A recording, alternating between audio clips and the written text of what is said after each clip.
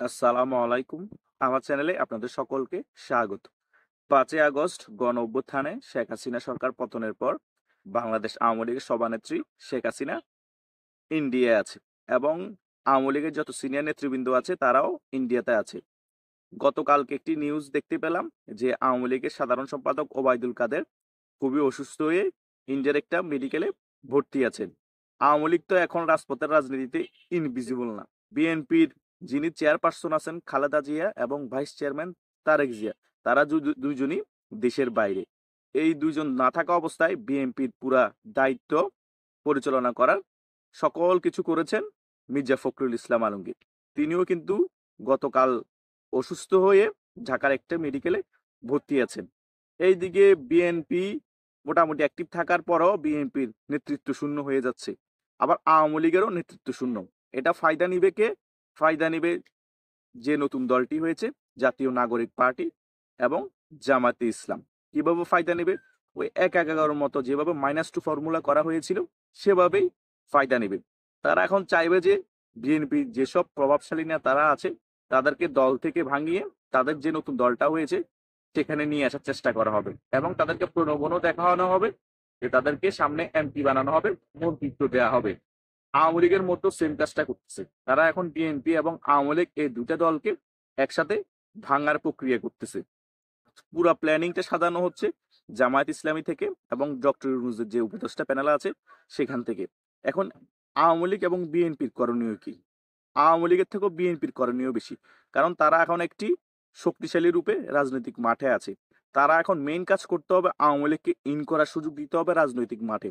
দ্বিতীয়ত তাদের আরেকটি কাজ করতে হবে তাদের যারা সিনিয়র নেতৃবৃন্দ আছে, নেতৃত্ব দিচ্ছে বিএনপির, তাদেরকে অ্যালার্ট করতে হবে যে কোনো রকমের প্রলোভন এবং ক্ষমতার লোভে বিএনপি ত্যাগ করা যাবে না। এবং আওয়ামী লীগের যারা নেতৃবৃন্দ আছে তাদেরকেও আওয়ামী লীগের নেতারা অ্যালার্ট করে দিতে হবে ক্ষমতার প্রলোভনের কারণে আওয়ামী লীগ যাতে ভাঙনের পথে যায় সেদিকেও সকলকে লক্ষ্য রাখতে হবে। আর আওয়ামী লীগ ভাঙনের সম্ভাবনা খুবই কম। কেন? কারণ আওয়ামী লীগের সিনিয়র নেতৃবৃন্দ সবাই এখন সেফে আছে, তারা বিদেশে আছে। বাংলাদেশে যারাই ছিল তারা অ্যারেস্ট হয়ে গিয়েছে। তাই ভাঙনের কোনো সুযোগ নেই। কারণ এখন ক্ষমতার দৌড়ে আগানো আছে কি বিএনপি। তাই বিএনপি ভাঙার সুযোগ বেশি। কারণ বিএনপি যদি নির্বাচন ডিলে করে, বিএনপি তখন নির্বাচন আস্তে আস্তে বিএনপির অনেক নেতা হয়তো বয়সের কারণে মারা যাবে, এখনো অনেক অসুস্থ। তারা হয়তো চিন্তা করে দেখতে পারে যে আমি হয়তো আর এই বয়সে আর এমপি হতে পারবো না, ক্ষমতাও যেতে পারবো না। এখন ছাত্রদের দলে যে জাতীয় নাগরিক পার্টি হয়েছে সেই সব দলে যদি অন্তর্ভুক্ত হয়ে যায় হয়তো আমি ক্ষমতার যে মজাটা আছে সেটা হয়তো লাস্ট বয়সে ভোগ করতে পারবো। এখন ভালো পর্যায়ে আমাকে ছাত্ররা হয়তো দায়িত্ব দিতে পারে। সেই ক্ষেত্রে বিএনপির অনেক লোক ছাত্রদের যে নাগরিক পার্টি হয়েছে ডক্টর ইউনূসের দল সেটাতে যুক্ত হয়ে যেতে পারে। তাই বাংলাদেশে এখন -2 ফর্মুলা হওয়ার সম্ভাবনা খুব বেশি এবং তার পরিকল্পনা অনেক আগে থেকে হচ্ছে। সেটা শুধু এখন বাস্তবায়ন করা বাকি। আর এটা থেকে আমাদের পরিত্রাণ পেতে হলে বিএনপির এখন করণীয় আছে। রাজনৈতিক মাঠে এখন সবচেয়ে বড় দল হচ্ছে বিএনপি। তাই যত কিছুই অ্যাক্টিভলি বিএনপি মাথা খাটিয়ে করতে পারবে দেশের জন্য, জনগণের জন্য এবং গণতন্ত্রের জন্য ভালো। বিএনপি যদি চিন্তা করে আমরা যেভাবে আছি সেভাবেই থাকবো, আওয়ামী লীগ ইন হওয়ার দরকার নাই, নির্বাচনও দরকার নাই, তাহলে ভালো, সমস্যা না। আওয়ামী লীগ আর ইন হওয়া দরকার না, নির্বাচন হবে না, আপনারা এভাবে করে চলে যাবেন। এরা আরো ফেঁপে ফুসে শক্তিশালী হবে। পরে আওয়ামী লীগের মতো সেম অবস্থা আপনাদেরও করবে। আপনারাও পার পাবেন না। কারণ এটাই বাংলাদেশে হয়ে এসেছে। কেউ যদি জোর জবরদস্তি করে ক্ষমতা দখল করে কেউ ইজিলি ক্ষমতা ছাড়ে না। সেটা এরশাদের আমলও হয়ে এসেছে, জিয়ার আমলও হয়ে এসেছে, শেখ মুজিবের আমলও হয়ে এসেছে।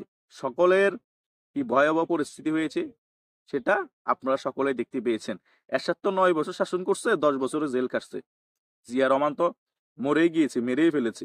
শেখ মুজিবও সেম অবস্থা হয়েছে। তো বাংলাদেশে এরকমই পরিস্থিতি হয়, জোর জবরদস্তি দ্বারা দখল করে ক্ষমতা। তাই বিএনপিকে কঠোর পদক্ষেপ নিতে হবে।